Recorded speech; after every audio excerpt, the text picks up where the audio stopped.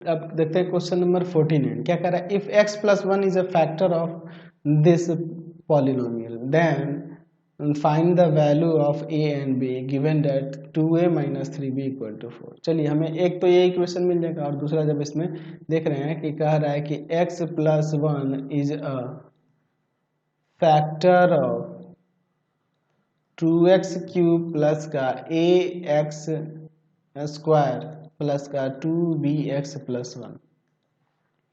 ठीक है, तो आप क्या करोगे, x प्लस 1 इक्वल टू 0 ले लो, यानी x का वैल्यू क्या हो जाएगा -1। अब इसमें पुट कर देंगे, तो -1 पुट करेंगे, अगर ये फैक्टर है तो इक्वल में 0 आ जाएगा, यानी कि 2 इंटू -1 का क्यूब प्लस a इंटू में -1 का स्क्वायर प्लस 2b इंटू में -1 प्लस 1 इक्वल टू में 0। तो यहाँ जाएगा माइनस का 2, यहाँ हो जाएगा प्लस का a माइनस का 2b plus 1 equal to 0।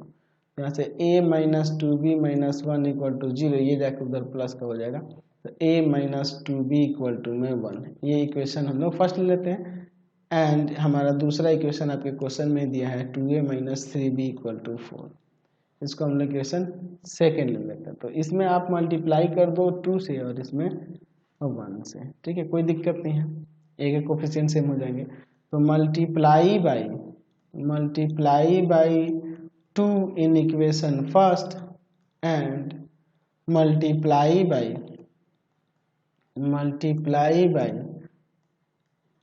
1 in equation second.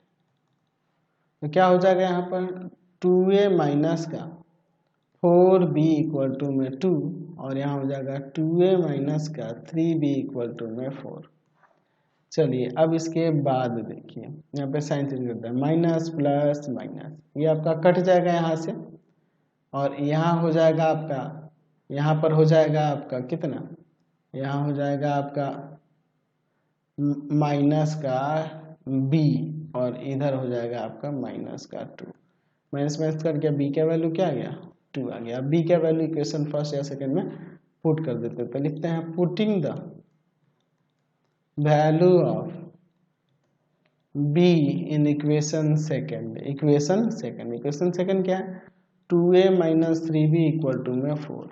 चलिए अब इसमें पुट करते हैं, 2a माइनस 3b के जगह पे 2 पुट कर देंगे, 2a माइनस का 6 इक्वल टू में 4, ये जाकर उधर ऐड हो जाएगा, तो 2a इक्वल टू में 10, यानी a इक्वल टू में आ जाएगा 10/2 कट के 5 आ गया। तो a का वैल्यू 5 और b का वैल्यू 2, देयरफॉर a का वैल्यू 5 हो गया और b का वैल्यू क्या हो गया 2 हो गया। यही ना फाइंड करना था हमें। चलिए